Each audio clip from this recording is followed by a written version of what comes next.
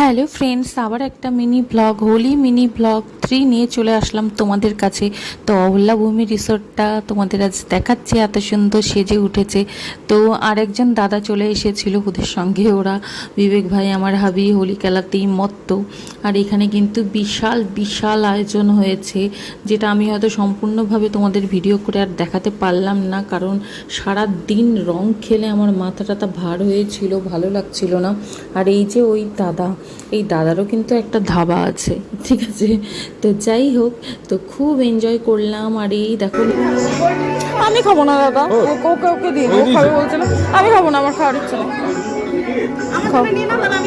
মেঘুদা দেখো আমাদের আইসক্রিম দিচ্ছিল, তো আমি নিয়ে নিয়ে, আমার যেহেতু একটু ঠান্ডার প্রবলেম ছিল, তো এই দীপা নিয়ে নিয়েছে আর বলছে দিদি তোমারটাও নিয়ে নাও, আমি ঘরে গিয়ে খাবো।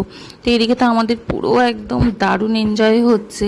আর এদিকে মেঘুদা কিন্তু অনেক রকম স্টল দিয়েছে, মানে 2-3 রকমের লাড্ডু, জিলাপি, সিঙ্গারাটা যদিও আমরা তখন গরম গরম একদম বাড়ছে, প্রথমটাই আমাদেরকে দিয়েছিল, তো আমরা খেয়েছি, দারুণ এনজয় করেছি, খুব ভালো লাগলো।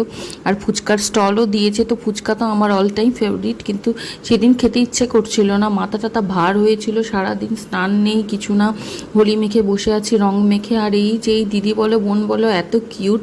আর এই রিসোর্টেরই এই যে এই দাদা যে সার্ভ করছেন, উনি বলছেন ইনি কিন্তু আমাদের স্টাফ, একটু তুলে নিন। তো আমি তুলে নিলাম, দেখো কত কিউট।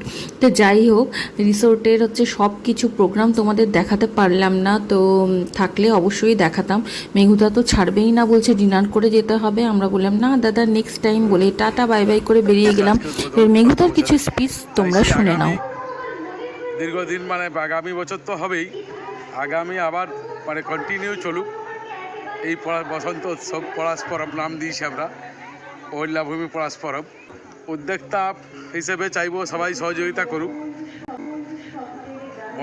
মানে আমি কাউকে আর্থিক সহযোগিতা চাইছি না, আমি চাই এই পরস্পরমকে মানে আরও এগিয়ে নিয়ে যাক, সেটাই চাইবো।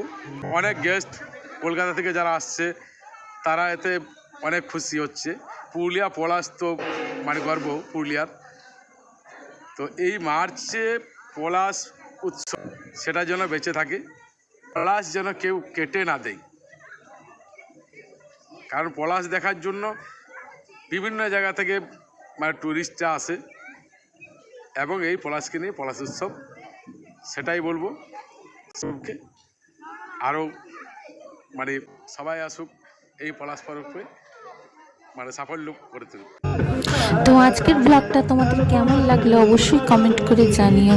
তো চলো আজকের মতো টাটা bye bye, see you soon.